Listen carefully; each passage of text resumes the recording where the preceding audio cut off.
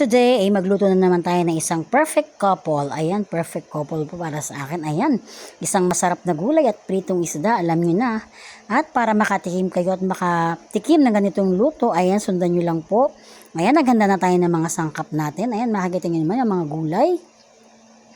So, pagkatapos natin mai-prepare, ayan, ang unang gata or ang kakang gata at ang pangalawang gata. So, ang paglulutuan ko ng gulay is yung pangalawang gata. Ayan, nilagay natin ang kamatis, pakuluan, at pag malambot na, ay pwede na nating pisain. Ayan po, para lumabas lalo ang katas niyan. Ayan. And then after that, ay pwede na po nating ihulog ang sitaw. Since siya ang matagal maluto at matigas, kaya siya ang uunahin natin. And then, nilagay ang bawang sibuyas. Haluin natin para mag-mix ang mga lasa nila. And then, syempre, may talong din tayo. So, ayan. Pag medyo luto na at okay na ang sitaw, ilagay natin ang talong. Ayan. Di po ba?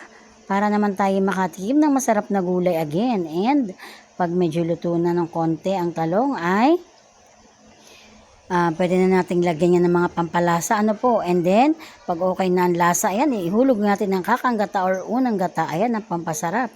Pakuluan lang natin and then, ayan, jararan! Samahan pa natin ang pinakamasustansyang malunggay at tunay namang napaka-healthy and yummy na po nitong ating gulay. Ayan, ginataang sari-saring gulay. And, ayan, ready to serve. Ayan, ang sarap-sarap po talaga niyan.